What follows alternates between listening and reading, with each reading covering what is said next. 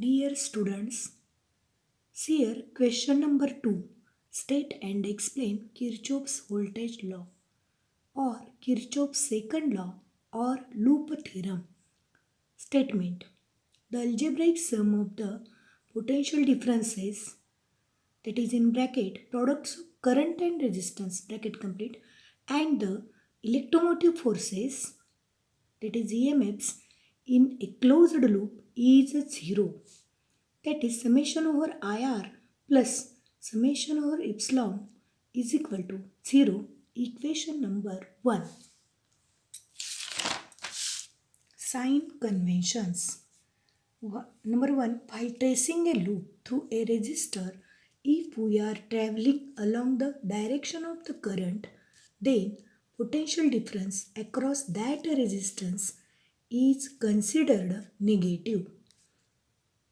If the loop is traced against the direction of the current, then PD across that resistor is considered positive. Number 2. The EMF of an electrical source is positive while tracing the loop from the negative terminal of source to its positive terminal. The EMF is negative while tracing from positive terminal to negative terminal of the source. See here circuit diagram, that is figure 1, electrical network for Kirchhoff's voltage law. Consider an electrical network as shown in above figure. See here, this is circuit diagram. That is here current is I1, also I2. See here current I1, I2. A, B, C, D, F, G. This is a closed loop. Epsilon 1 and epsilon 2 are EMFs of cells. R1, R2, R3, R4 and R5. These are 5 resistances. These are the 2 paths. Consider the loop ABFGA in clockwise direction. That is, see here ABFGA.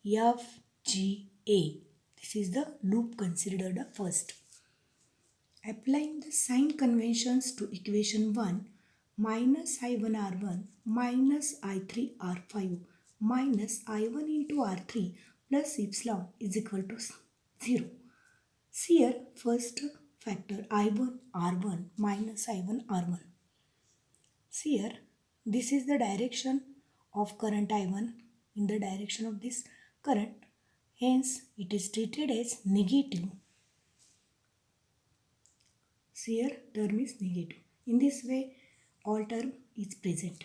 Therefore, epsilon is equal to I1 into R1 plus I3 into R5 plus I1 dot R3. Now consider the loop BFDCB in anticlockwise direction.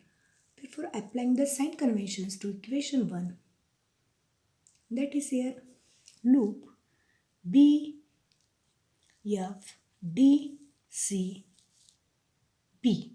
This is the loop. Therefore, minus I1R2, see here B2F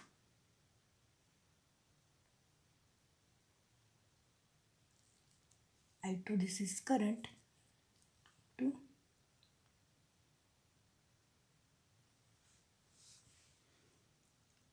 therefore minus I1R2 minus I1R3 into R5 minus I2R4 plus epsilon 2 is equal to 0. Therefore, epsilon is equal to I2R2 plus I3R5 plus I2R4. Note, Kirchhoff's first law is consistent with the conservation of electric charge. Number 2, Kirchhoff's voltage law or second law is consistent with the conservation of energy. Or number 1, these two statements are written as follows also.